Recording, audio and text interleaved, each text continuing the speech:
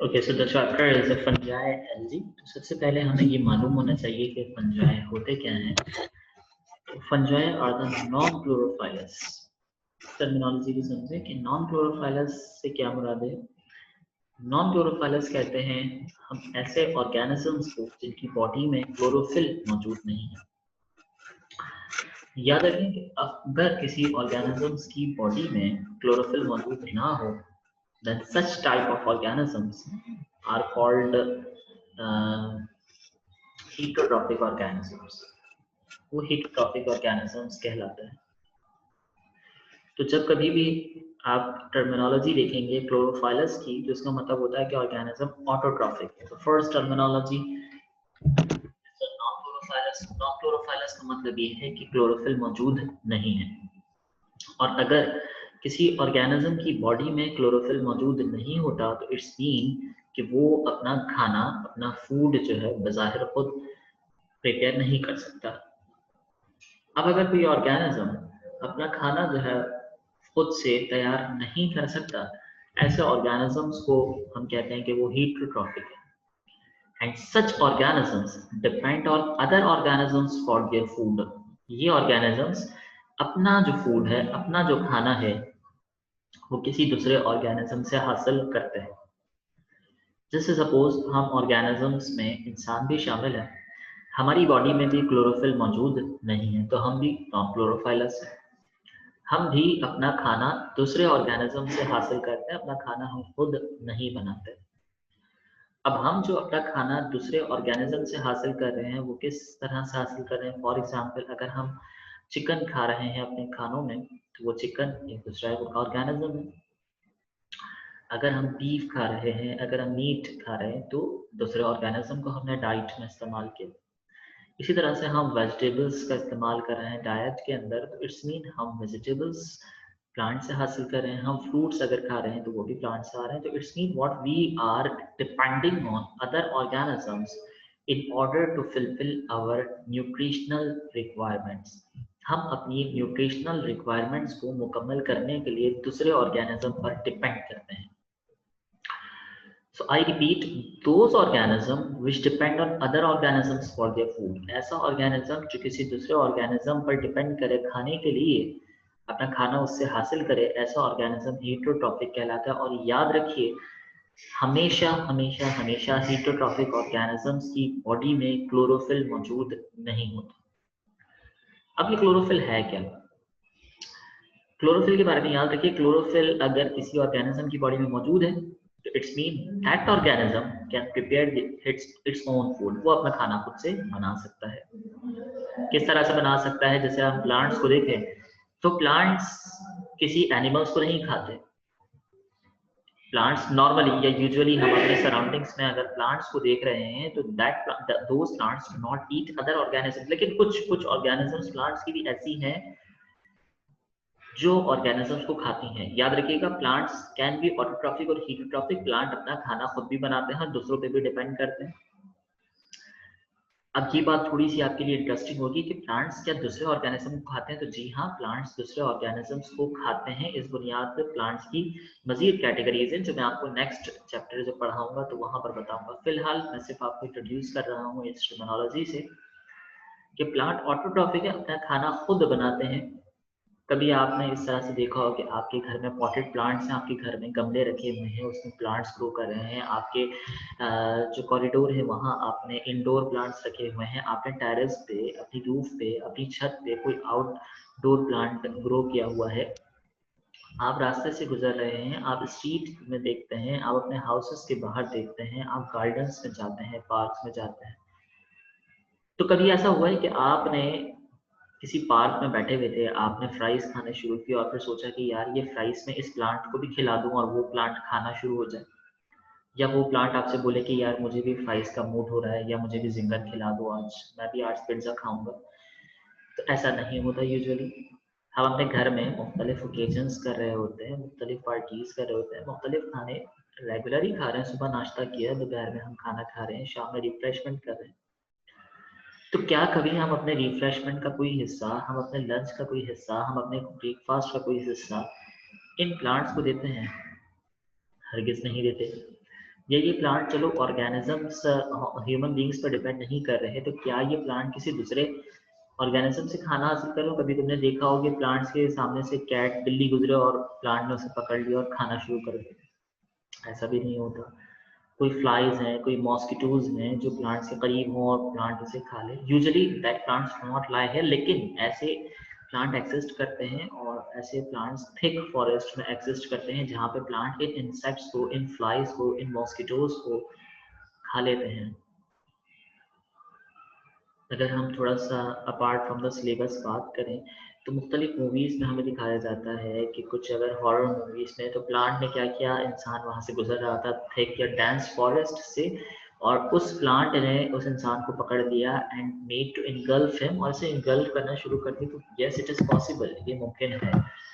And such type of plants are called heterotrophic plants. Normally अगर हम देखें तो हमारे यहाँ इस तरह का कोई प्लांट एग्जिस्ट नहीं करता कि वो इंसेक्ट्स खाए या वो किसी एनिमल्स को खाए या ह्यूमन बींग्स को खाना शुरू कर दे। ऐसे प्लांट्स हमारे यहाँ पाकिस्तान में नहीं है। बट दूसरी अफ्रीकन कंट्रीज में ऐसे प्लांट्स एग्जिस्ट करते हैं जो सैप्रोफाइटिक भी होते हैं, पैरासाइटिक भी होते हैं, सिम्बायोटिक भी होते हैं। तो बहरहाल वापस टर्मिनोलॉजी पे आते हैं और फिर उसे मैं दोबारा डिटेल में बात करूंगा। दो तरह के ऑर्गेनिजम्स हैं। लिविंग ऑर्गेनिजम्स की बात करें, दो तरह के लिविंग ऑर्गेनिजम्स हैं। एक वो जिनके पास क्लोरोफिल है, एक वो जिनके पास क्लोरोफिल नहीं है। वो ऑर्गेनिज्म जिसके पास क्लोरोफिल मौजूद है वो ऑटोट्रॉफिक है, अपना खाना खुद बनाते हैं जैसे प्लांट्स। इसी तरह से एल्गी, फंजाई के बाद अगला टॉपिक हम पढ़ेंगे एल्गी। एल्गी वो ऑर्गेनिज्म है जो अपना खाना खुद बनाती है। दूसरी तरफ वो ऑर्गेनिज्म जो कि अपना खाना खुद नहीं बनाते, दूसरों पर डिपेंड करते हैं, वो हीटरोट्रॉफिक होते हैं। उसमें इंसान शामिल है यानी ह्यूमन बींग्स हैं, फंजाई इसमें शामिल है, इसमें बैक्टीरिया शामिल है, इसमें मुख्तलिफ प्रोटोजोआ भी शामिल है। क्लोरोफाइलस जिसके पास क्लोरोफिल है और उस क्लोरोफिल के जरिए वो खाना बनाएगा। नॉन क्लोरोफाइलस जिसके पास क्लोरोफिल नहीं और वो खाना नहीं बनाते। तो फंजाई आर नॉन क्लोरोफाइलस। दूसरे अल्फाज में मैं ये कहूँगा कि fungi are heterotrophic. Fungi heterotrophic है यानी दूसरे ऑर्गेनिजम्स पर डिपेंड करता है खाने के लिए। They have cenocytic body. Cenocytic का मतलब ये होता है कि if the organism possesses more than one nucleus inside their cell, अगर एक सेल में एक से ज्यादा न्यूक्लियस है तो ऐसी बॉडीज सीनोसाइटिक बॉडीज कहलाती हैं। अगर हम ह्यूमन बॉडी अपनी एग्जांपल लें तो हमारी बॉडी में almost with exception of a few cells, कुछ सेल्स के अलावा हमारी बॉडी में जितने भी सेल्स हैं उन सेल्स के अंदर एक न्यूक्लियस जो है वो पाया जाता है। लेकिन अगर हम अपनी बॉडी के वाइट ब्लड सेल्स देखें तो हमारी बॉडी के वाइट ब्लड सेल्स में 2 या उससे ज्यादा न्यूक्लियस मौजूद है। हमारी बॉडी में ऐसे भी सेल है जिनके अंदर न्यूक्लियस मौजूद नहीं होता। इस न्यूक्लियस को मैं तुम्हें आसान से अल्फाज में इस तरह से समझा सकता हूँ कि आपने एक एग लिया, एक अंडा। ये जो एग है दैट कवरिंग, उसके जो शेल है जो व्हाइट कलर का कैल्शियम कार्बोनेट का बना हुआ है, दैट शेल आप कंसीडर कर लें कि वो आपकी बॉडी का सेल वॉल, आपकी बॉडी की सेल वॉल। इस सेल वॉल के बाद आपको जितना व्हाइटिश कलर का फ्लूइड नजर आता है, ये तमाम फ्लूइड जो है ये साइटोप्लाज्म कहलाता है।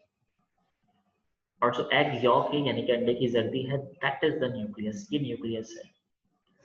तो हर ऑर्गेनिजम्स की बॉडी में सेल के अंदर न्यूक्लियस मौजूद होता है and that nucleus is particularly responsible to carry out the cellular activities.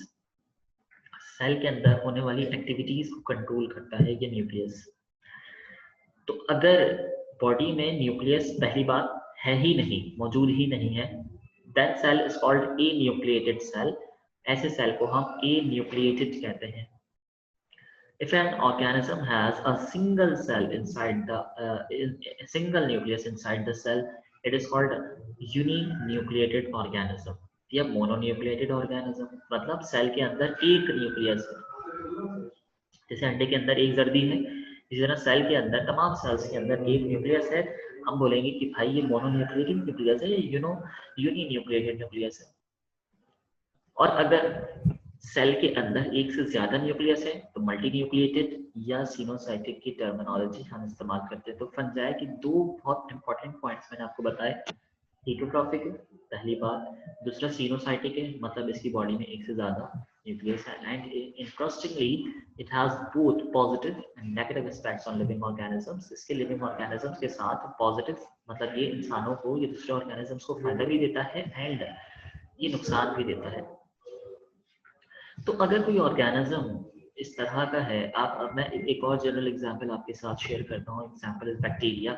हम जब भी बैक्टीरिया का नाम सुनते हैं तो हमें ऐसा फील होता है कि भाई ये जो बैक्टीरिया है ये हमें सिर्फ नुकसान ही देगा, ये हमें सिर्फ बीमारियां फैलाता है या हमें सिर्फ बीमारियां कॉज करेगा। तो ऐसा हरगिज नहीं है। Bacteria are harmful for us as well as they are useful for us। अगर वो harmful हैं तो हमारे लिए यूजफुल भी है। in what sense?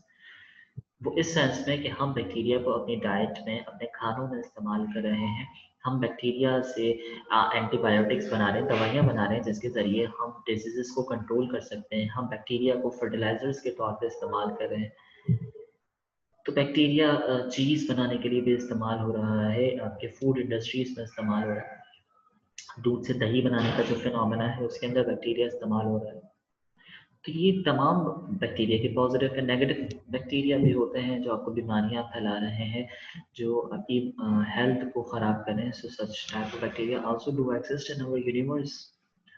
तो फंजाई भी इसी तरह का ऑर्गेनिज्म है जो कि आपको फायदा भी पहुंचाएगा, नुकसान भी पहुंचाएगा। किस सेंस में कि हम आगे बात करते हैं। So we need to study about the general features of fungi.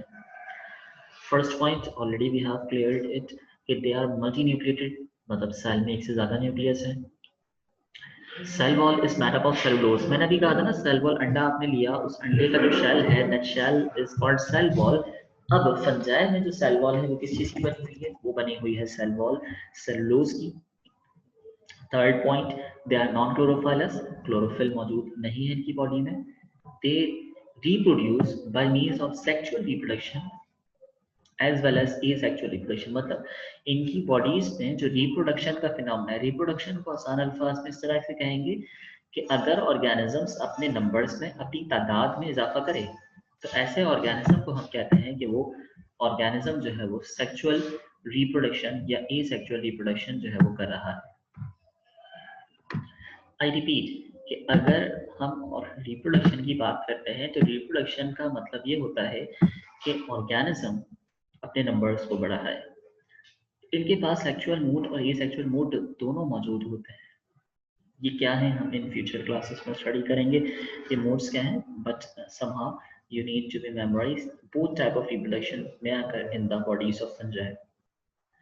They are intermediate between plants and animals. ये plants और animals के दरमियानी species है, मतलब we can consider them as a plant, we also can consider them as animal. इनके कुछ features जो हैं वो plant like नहीं है, animal like नहीं है, so they are the intermediate species between plants and animals. Nutrition, जैसे फर्स्ट पॉइंट पे बात की थी हमने कि नॉन क्लोरोफाइलस है, मतलब क्लोरोफिल मौजूद नहीं है। तो अब ये खाना कैसे हासिल करेंगे? ये खाना हासिल करेंगे तीन तरीकों से। सिम्बायोटिक यानी किसी दूसरे ऑर्गेनिज्म के साथ कॉलोनी बनाकर रहेंगे और दोनों ऑर्गेनिज्म एक दूसरे के लिए फायदेमंद होंगे, ऐसी कॉलोनी सिम्बायोटिक कहलाती है। मसलन फंजाई नॉन क्लोरोफाइलस से फंजाई एल्गी के साथ जो कि क्लोरोफाइलस है उसके साथ एक कॉलोनी बनाएगा और इसे जितना फूड मटेरियल चाहिए फोटोसिंथेसिस के लिए, मतलब रॉ मटेरियल्स, पानी चाहिए, सॉल्ट चाहिए, मिनरल्स चाहिए, वो तमाम चीजें ये एल्गी को प्रोवाइड करता है। एल्गी इन तमाम चीजों को इस्तेमाल करके फूड यानी कि ग्लूकोज प्रिपेयर करती है और प्रिपेयर करने के बाद इसे इन रिटर्न जो है वो फंजाई को भी प्रोवाइड करती है। तो इस तरह से फंजाई खाना बनाने का सामान एल्गी को दे रहा है और एल्गी जो है वो फूड बना रहा है। This is how both the organisms are beneficial for each other। इस तरह की कॉलोनीज सिम्बायोटिक कॉलोनीज कहलाती हैं। तो फंजाई दूसरे ऑर्गेनिज्म से खाना हासिल करेगा और उसे बदले में फायदा भी देगा, इसे कहते हैं सिम्बायोटिक रिलेशनशिप। फंजाई सेप्रोफाइटिक भी होते हैं, मतलब दूसरे ऑर्गेनिज्म को नुकसान पहुंचा रहे हैं। लेकिन याद रखें सेप्रोफाइटिक की टर्मिनोलॉजी हम उस वक्त इस्तेमाल करते हैं कि जब ऑर्गेनिज्म किसी दूसरे ऑर्गेनिज्म से खाना हासिल करे और जिस ऑर्गेनिज्म से खाना हासिल करे उसकी डेथ हो चुकी हो, ऐसी न्यूट्रिशन सेप्रोफाइटिक न्यूट्रिशन कहलाती है। मतलब कोई ऑर्गेनिज्म, कुत्ता, बिल्ली, हाथी, घोड़ा, आपने देखा कि सड़क पर जो है उसकी डेथ हो गई, वो मर गया, तो अब उनकी बॉडीज कहाँ जाती हैं?